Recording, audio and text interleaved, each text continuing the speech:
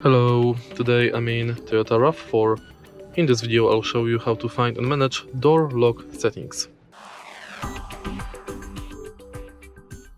In the beginning, take a look at the screen display and now go to Setup.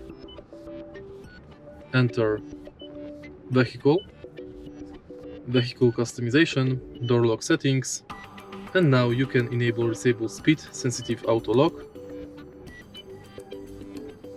auto unlock by driver door, remote to press unlock. You can select doors to unlock between all doors and driver door, and you can enable smart entry and start system.